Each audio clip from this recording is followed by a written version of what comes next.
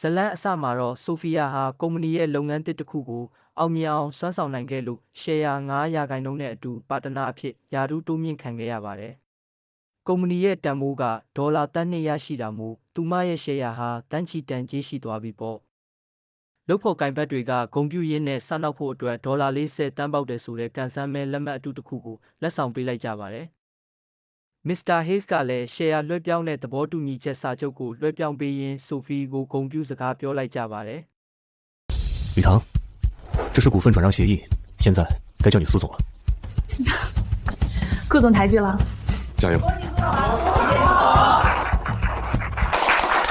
谢谢大家。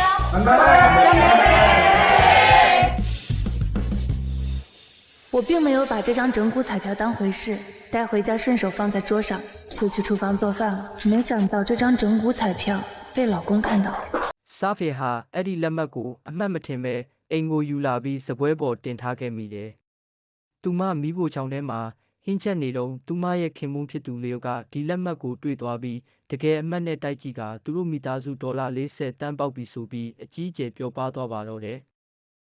对了中奖号码后，老公满脸激动，正要打电话通知亲友这个消息。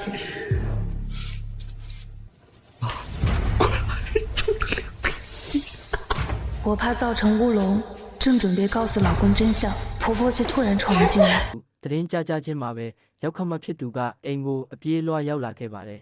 ။ငါတို့ Vance မိသားစုတော့ချမ်းသာပြီးလူကုန်ထံလောကထဲရောက်တော့မယ်ဆိုပြီးစိတ်ကူးရင်နေကြတာပေါ့။ဆာဖီယာကဒါဟာအစနောက်တက်လက်မှတ်တူဖြစ်ကြောင်းရှင်းပြဖို့ကြိုးစားပေမဲ့ရောက်ခမဖြစ်သူကလက်မှတ်ကိုလူယူလိုက်ပြီးနောက်ဒါကငါတို့မိသားစုပိုင်တာမင်းကထိရဲတာလားလို့ပြောလိုက်ပါတယ်။ 这可是我们周家的宝，也是你能碰的。